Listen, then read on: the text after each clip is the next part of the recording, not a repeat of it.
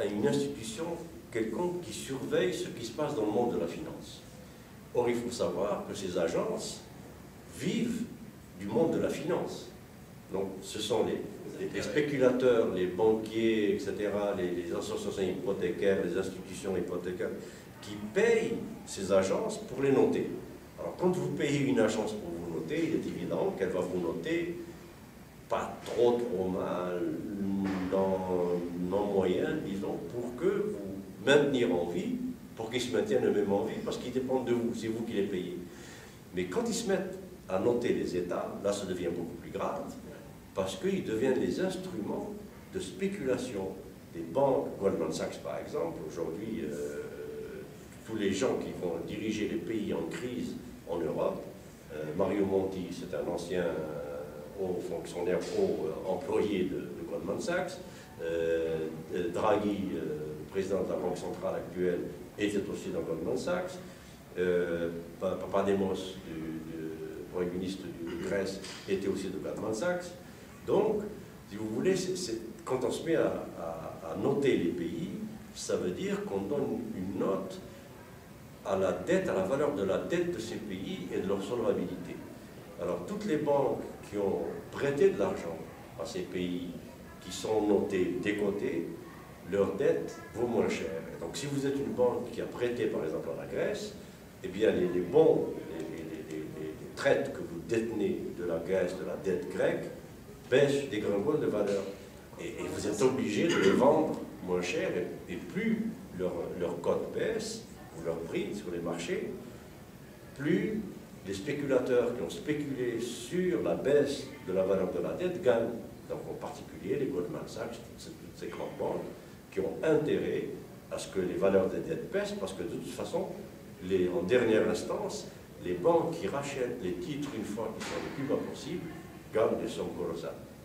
Alors voilà, donc le problème des agences de notation, c'est qu'elles agissent comme des complices de ceux qui font de la spéculation contre la solvabilité des États. Et ça devient très grave. M. Brahim ici s'interroge sur les 200 milliards de dollars qu'on a dans les banques américaines. Il se pose des questions. Bon, le gouvernement nous dit qu'il n'y a pas de problème, tout est under control. Mais quel en est-il?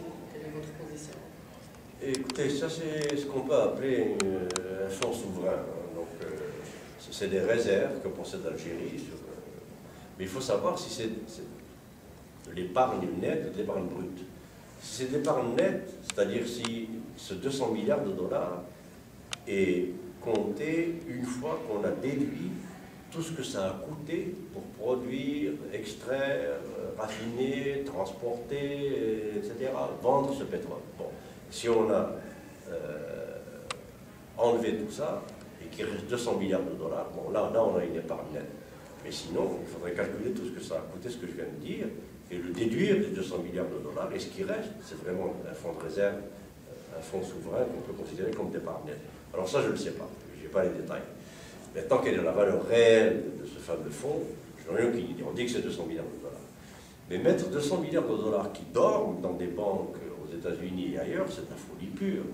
Parce que ça ne fait que rapporter de l'intérêt à qui, à quel taux, il sert à quoi cet intérêt, il est payé à qui, où, et ensuite cet intérêt génère à son tour de l'intérêt où, on n'en sait rien.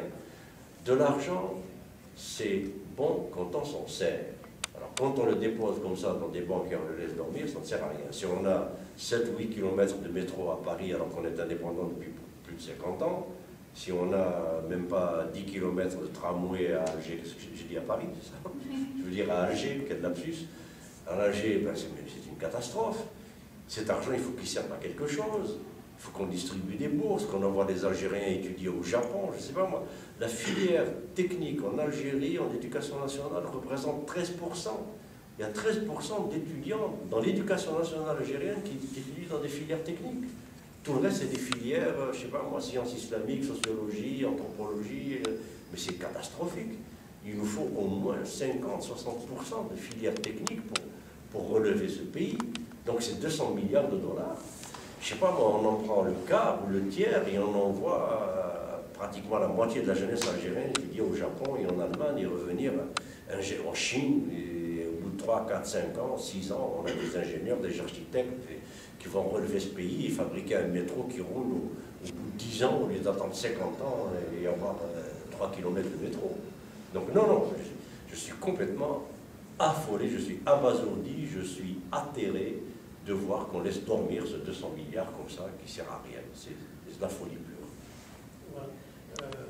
200 milliards, donc on dit que l'Algérie a une bonne santé financière. On est en bonne santé financière, on est bien, je ne sais pas ce que vous en pensez, mais il y a beaucoup d'inflation. Il y a des gens qui demandent des augmentations de salaire, qui ont reçu jusqu'à 100% d'augmentation de salaire. On a aussi des grèves, on a des pénuries. On dirait que le gouvernement a acheté la paix sociale en mettant de l'argent un petit peu partout. Mais où est-ce qu'on s'en va avec ça? Écoutez, c'est clair que si le système de capacité de production installée en Algérie, de produits et de services, n'est pas à la hauteur de ces masses salariales qu'on distribue comme ça, effectivement pour acheter la paix sociale. Bon. Je sais qu'on n'arrête pas d'augmenter, on a augmenté notamment les milices, les gardes communaux, la police, l'armée, etc., je ne sais pas quoi, les fonctionnaires, bon. Mais tout ça, c'est sûr que tout ce que ça va provoquer, c'est des cycles inflation-déflation. Donc les cycles d'inflation, on a trop d'argent pour très trop de produits, et ensuite déflation parce que les prix baissent, il n'y a pas assez d'argent pour acheter, il n'y a pas d'investissement, il n'y a pas de... Donc l'économie, c'est un tout.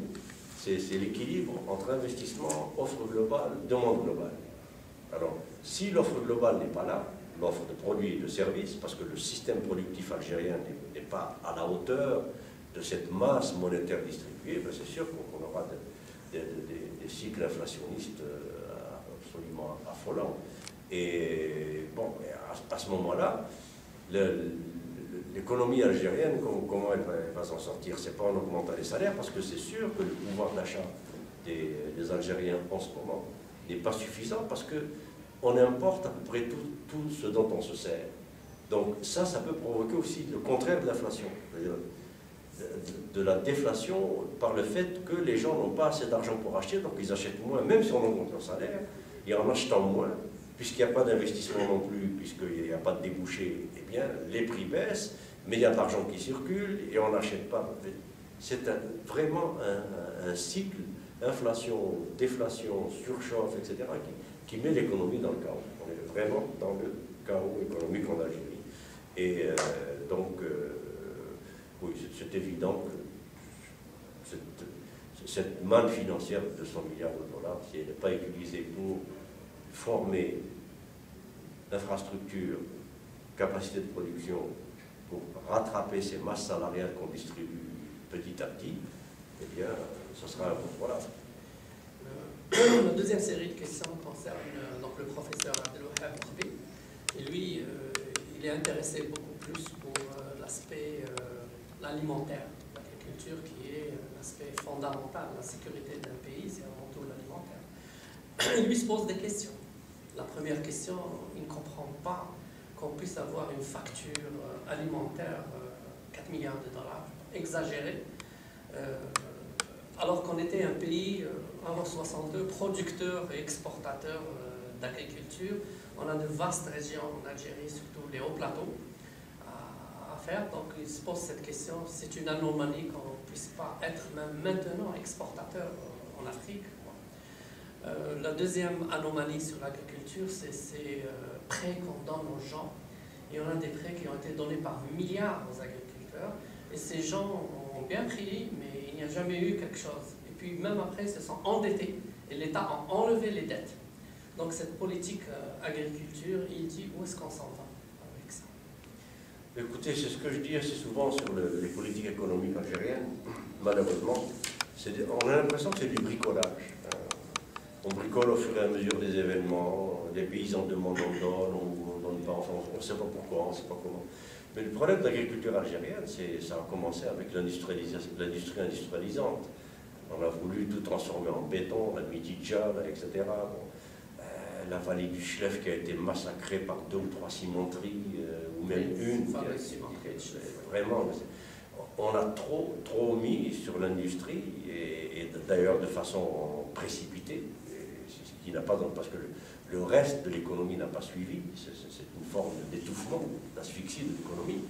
trop d'industrie et puis pas assez de capacité d'absorption du marché intérieur algérien. Et donc, ce qui est arrivé aussi, c'est le déséquilibre campagne-ville.